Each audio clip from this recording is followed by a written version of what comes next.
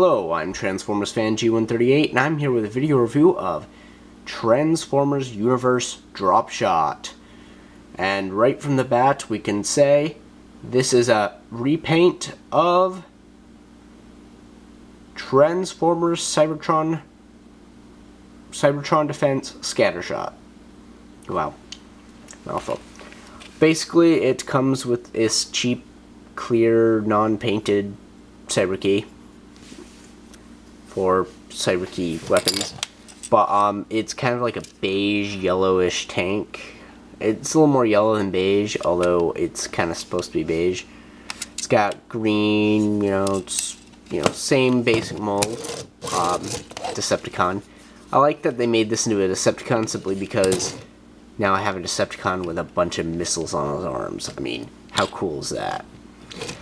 He appeared in one of the IDW comic books from All Hail Megatron when they were destroying New York.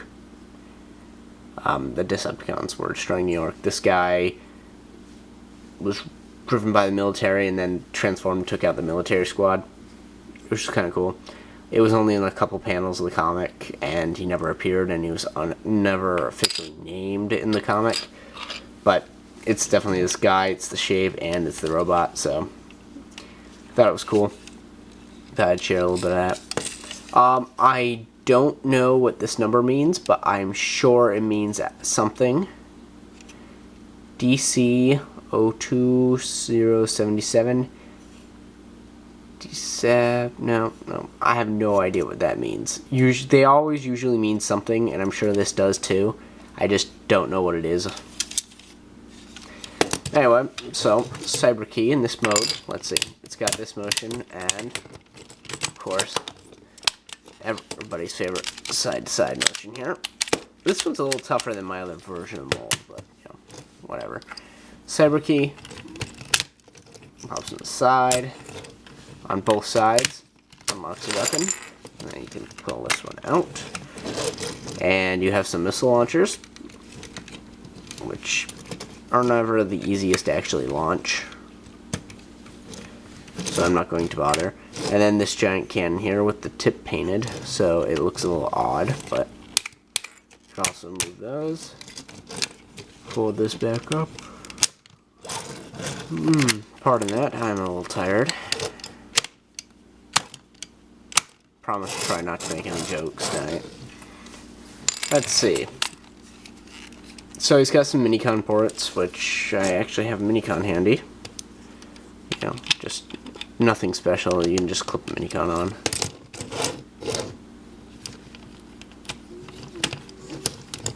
So, if you wanted to. So, yeah, that's that. Since it's an easy transformation, might as well do it on camera. So, to begin, you just flip down the feet, flip up the heels. Flip this around. It's on a ball and socket joint. Peg it in on each of the legs. And there you have the legs done. For the arms, you literally just unpeg these. Flip them to the side. I think everybody should have a version of this mold just because it's downright awesome. And then you flip up the head, which surprisingly still has motion. Then you flip out the hands, and you have him in robot mode. And this guy is still downright awesome. I'm never a fan of brown, however, it's not terrible. I don't say I absolutely love the brown, but I am saying it's not terrible. Vector Prime I can overlook. This guy I can overlook. It works. So they added a new little paint change to it. One of the forehead thingies, he's actually got a green light, kind of like night vision goggle type things. It's kind of cool looking actually. This is when they're still putting paint apps on repaints. So now you pretty much get a flat repaint, and it's kind of boring. And you get the hollow Transformers. This guy's nice and solid.